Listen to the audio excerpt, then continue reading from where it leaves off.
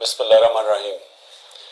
ایاک نعبد و ایاک نستعین۔ میرے پاکستانیوں، میں یہ جو آج آپ سے بات کر رہا ہوں اس لیے کہ میں نے آج نریندر مودی کی سوشل میڈیا پہ سٹیٹمنٹ دیکھی کہ اس نے کہا پاکستان کی تو بات ہی نہ کرو، ہم تو اب امریکہ کے ساتھ یعنی ہمارا پارٹنر اب امریکہ ہے، فیوچر ہماری ہے اس پارٹنرشپ میں ہے، تو پاکستان کی تو بات ہی نہ کرو، پاکستان تو اپنے بوجھ کے اندر ہی ختم ہو رہا ہے۔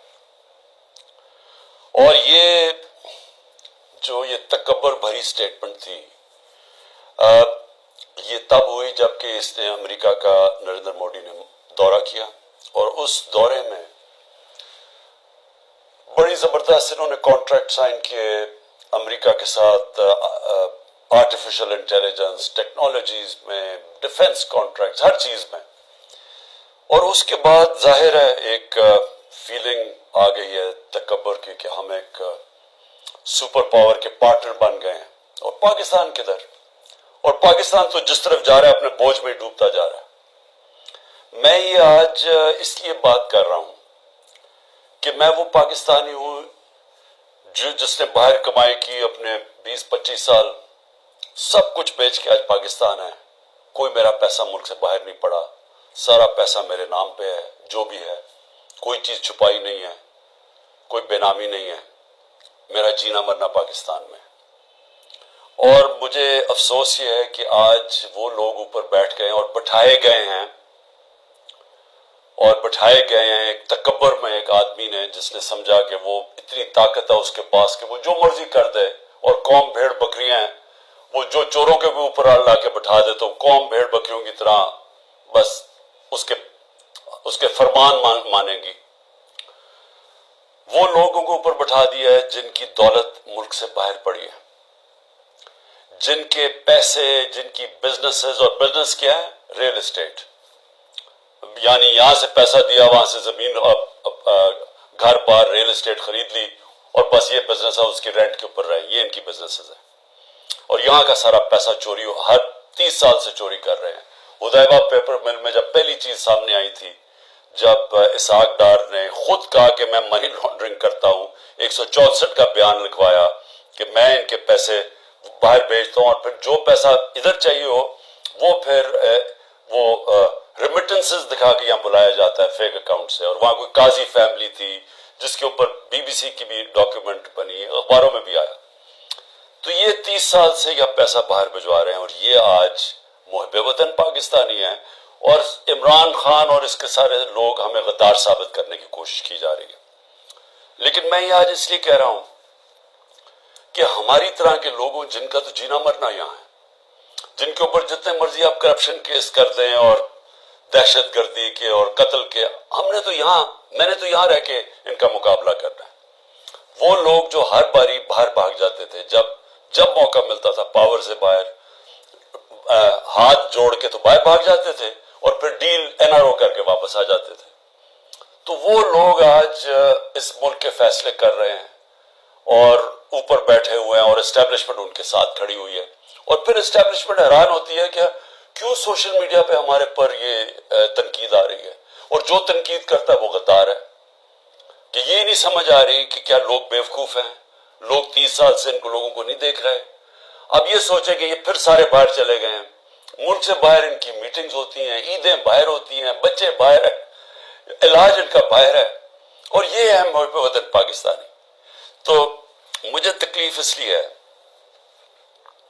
کہ بحیثیت پاکستانی مجھے بڑی تکلیف ہوئی کہ ان کی جوائنٹ سٹیٹمنٹ آئی امریکہ کی اور ہندوستان کی، کہ پاکستان کا بس اب صرف ایک رہ گیا ہے کہ دہشت گرد ہے، بس یہ ہمیں وہاں لا کے کھڑا کر دیا ہے کہ وہ جو کشمیر میں ہو رہا ہے، یہ کشمیر میں یہ نہیں کوئی بیچارے وہ 100 سال سے اپنی آزادی چاہ رہے ہیں، ان کی جدوجہد ہے آزادی کی، وہ ایک فریڈم سٹرگل ہے، وہ اس کو ایسے نہیں کر رہے۔ یہ جی پاکستان وہاں دہشت گردی کروا رہا ہے، کراس بارڈر ٹیررزم، وہاں سٹیٹمنٹ دے دیا انہوں نے۔ پھر وہی جو گروپس ہیں کہ پاکستان میں وہ فلانا لشکر ہے اور یہ ہے اور وہ ہے، تو پاکستان کو تو وہاں کھڑا کر دیا، اور پھر کہا ہے کہ آپ یہ ختم کریں، حکم دیا ہمیں کہ آپ ختم کریں۔ اور میں آپ کو یقین دلاتا ہوں کہ اس حکومت سے کوئی سٹیٹمنٹ نہیں آئے گی اس کے خلاف. کبھی پرائم منسٹر کے منہ سے کچھ نہیں نکلے گا. کبھی وہ جو باہر بیٹھا ہوا ہے لنڈن میں سزائے یافتہ وہ کبھی بولے گا نہیں. زرداری کبھی نہیں بولے گا کیونکہ ان کے اربوں ڈالر ملک سے باہر پڑے ہیں. اربوں روپیہ ان کا باہر پڑا ہے اور ان کو سب کو پتا ہے ان کا پیسہ باہر پڑا ہے. جب آپ کا وہ جب بھی چاہیں ان کا ایک ان کے قانون ہے وہ سارے ان کی ایجنسیز پتہ چلوا لیتی ہیں کہ کس کا کیا پیسہ پڑا. اور یہ جب جواب نہیں دیتے اور یہ سمجھتے ہیں کہ ہم جناب ان کے جب جوتے وغیرہ پالش کریں گے تو وہ ہمارے سے بڑے اچھے ہو جائیں گے. اور بلاول بھٹو کی پتہ نہیں کتنے اس نے اربوں روپیہ خرچ کیا اپنے دوروں کے. ہر دوسرے دن امریکہ گیا ہوتا تھا. انہوں نے بھی بڑی خدمت کی ہے. سب وہاں ان کو خوش آمد کرنے میں آگے آگے تھے. تو یہ نتیجہ ملا ہے کہ آج وہ جن کی 14 مہینے سے یہ خدمت کر رہے ہیں انہوں نے ان کے اوپر ایک ایسی سٹیٹمنٹ دی ہے کہ پاکستان کی حیثیت بتا دی ہے. ہندوستان ہے اگلا. آپ نے ہندوستان کے اگر اسی طرح ان کے چیلے بن کے رہنا تو ٹھیک ہے, نہیں تو آپ کی کوئی حیثیت نہیں ہے. اصل میں اس کا یہ مفہوم نکلا ہے. مجھے کیوں تکلیف ہے اس کی؟ کیونکہ میں سمجھتا ہوں کہ یہ ہمارا جو ملک تھا یہ جس تیزی سے اوپر جا رہا تھا. آپ 60 کی دہائی میں ذرا دیکھیں پاکستان کیسے تیزی سے اوپر جا رہا تھا.